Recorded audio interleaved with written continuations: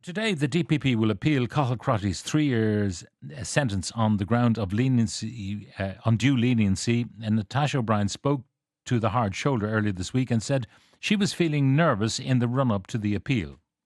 I'm a bit detached from it, and I'm finding it difficult to really think about, Natasha, you're actually going into court now on Thursday to see for the appeal hearing.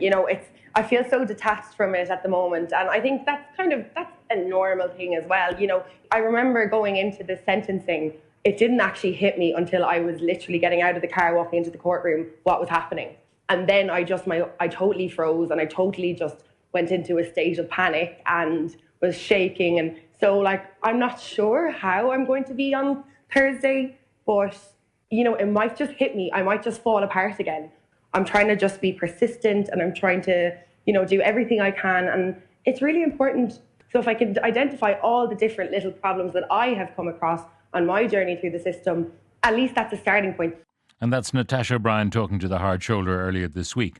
And the reason for this appeal, Cathal Crotty, the former soldier, received a 3-year suspended sentence in June after pleading guilty to carrying out an unprovoked attack on Natasha O'Brien in Limerick City. And following a public outcry over the leniency of his sentence, the DPP decided to appeal that sentence today in the courts. I'm joined by our courts correspondent, Frank Greaney. Frank, good morning. Good morning, Pat. Now, the interesting thing, Ed, I heard Natasha O'Brien the other day on the Hard Shoulder, and she believed that the appeal by the DPP might never have happened if it had not been for public outrage. Do you believe that's the case? Oh, it's a very hard question to answer. I can understand why Natasha O'Brien would feel that way.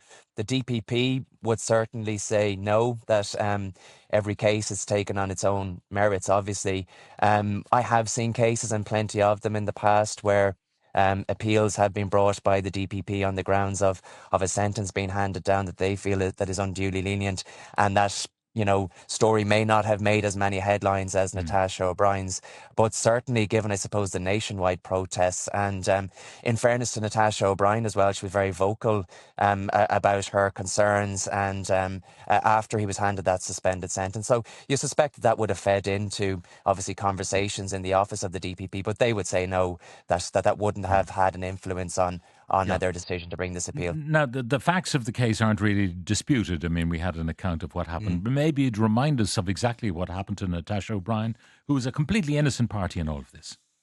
Totally innocent, yes. They didn't know each other when their path crossed on a night out back in May of 2022, almost 3 years ago now. Cathal Crotty had been out drinking that night, while Natasha O'Brien was on her way home from work. She'd been working in a city bar.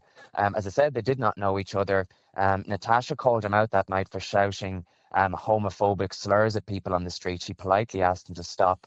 And he's never actually given an explanation for what he did next, but it seems that he was angered by her unwanted interjection. So he focused his ire on her, and in what was, by all accounts, a vicious, unprovoked attack, he grabbed Natasha by the hair, and he unleashed a flurry of blows that knocked her to the ground. At the time, he was a member of the Irish Defence Forces. He didn't stop there.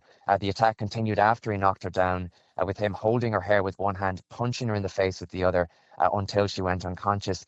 And hours later, incredibly, he boasted on Snapchat that it took 2 to put her down, 2 to put her out. He was arrested, and he initially told Gardaí that she was the instigator, suggesting that he was merely acting in self-defence. He claimed that Natasha O'Brien had been confrontational that night, that she had thrown the first punch, that she hit him in the face. But his attempt at blaming Natasha for what happened backfired, because the Gardaí had CCTV footage. They showed him that footage. It clearly showed him attacking her without provocation. And after watching it, he admitted that he had told lies in that initial account. He admitted punching her 4 times. He also accepted that he had hit her in the face after she fell. She suffered catastrophic injuries. He broke her nose.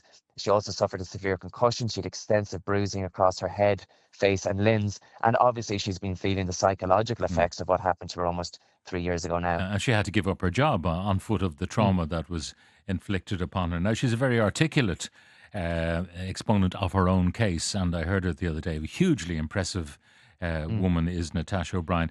Now, what grounds for leniency did Defence Counsel offer for Cathal Crotty? Well, first and foremost, I suppose the most significant piece of mitigation that worked in his favour was the guilty plea.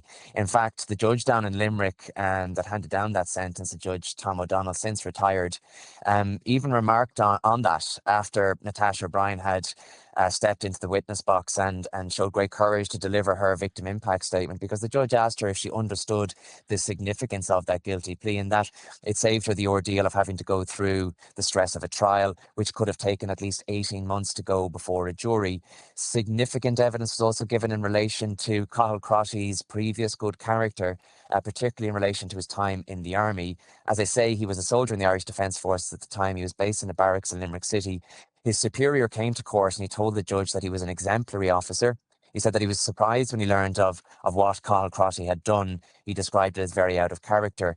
And while Judge O'Donnell did describe Cathal Crotty's actions as utterly appalling, he decided against jailing him. He fully suspended that 3-year sentence.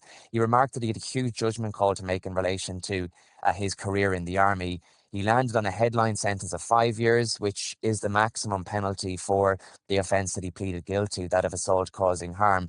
But that headline sentence was reduced on mitigation to 3 years and then fully suspended, and he was ordered to pay €3,000 to Natasha O'Brien in compensation. Now, you mentioned that there have been appeals by the DPP before for the leniency of sentence, but not that common, I suspect.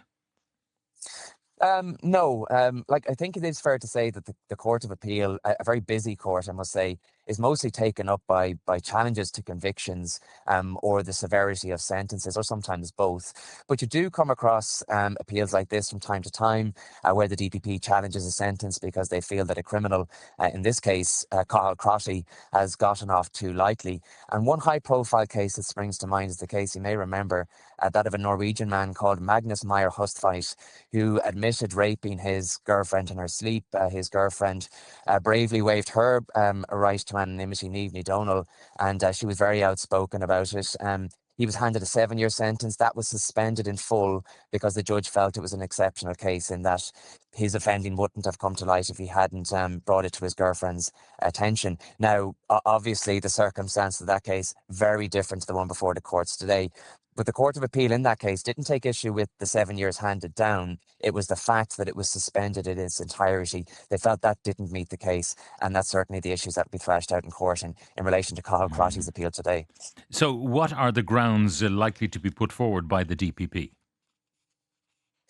Well, in the same way I can't speak for the DPP in relation to why they brought this appeal in the first instance, I can't say what they're going to argue today. Those grounds of appeal will be open before the court in a little over an hour's time. But I think the main thrust of the arguments that will be put forward will focus on the amount of weight that Judge O'Donnell gave those mitigating factors in the case. As we've spoken about on your show countless times over the years, Pat, sentencing is a very, very complex part of the court process. It's not an exact science. It's a very delicate balancing act because on the one hand, the judge must consider the offence, but equally, the judge must also take the offender into account, their previous character, the type of person they were before they committed the offence. And in cases like this, the point is often made that the sentencing judge focused too much on the offender at the detriment of what that person did and who he did it to. So in this case, as I mentioned a moment ago, the judge set the headline sentence at 5 years. Now that means, a headline sentence, that means that without mitigation, Cathal Crotty would have been handed the maximum penalty for what he did. So the judge did see the seriousness of the offence and he took that into account when considering a headline sentence. But he seemed to put great stock in his guilty plea. As we've mentioned, Cathal Crotty admitted his wrongdoing and he did that in a very public way. That undoubtedly saved Natasha the added trauma of having to give evidence at trial with no guarantee of success. And it also saved the state the money and the resources of running a trial like that. Early guilty pleas entitle a person to a 25% reduction on their headline sentence. So that would have shaved 15 months off the 5 years that he had in mind. That's 3 years and 9 months. So taking the other mitigating factors into account then, he further reduced the headline sentence by 9 months. That's how he arrived at the 3-year sentence. But he went further, and that's where the controversy lies, because he decided to fully suspend that 3-year sentence. And when you look at the comments that he made before he handed down the sentence, it seems he put a lot of weight on the effect his actions we're going to have on Cathal Crotty's career in the army. Judges nowadays are required to give very detailed explanations in relation to the sentences they hand down. So I have no doubt that the DPP will have combed through the transcript from that sentence hearing in Limerick, because to succeed, they'll have to convince the court that Judge O'Donnell made a mistake when he decided to fully suspend that sentence.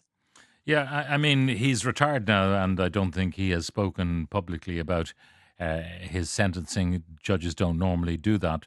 But the fundamental question, someone who does this kind of thing, the threat to his army career, do we want people like that in the army? That's a more, I suppose, layman's kind of question, and that question might well be answered in the Court of Appeal today.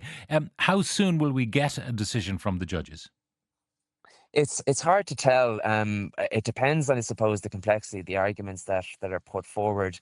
Judges in the Court of Appeal, as with all judges, are very reluctant to delay matters unnecessarily. So they will be eager to deliver a judgment as quickly as they can. But it isn't that unusual where judges of the Court of Appeal will hear submissions from both sides. They'll have written submissions in advance, so that'll be useful in terms of preparing for the case today. But it's not that unusual for judges to reserve judgment.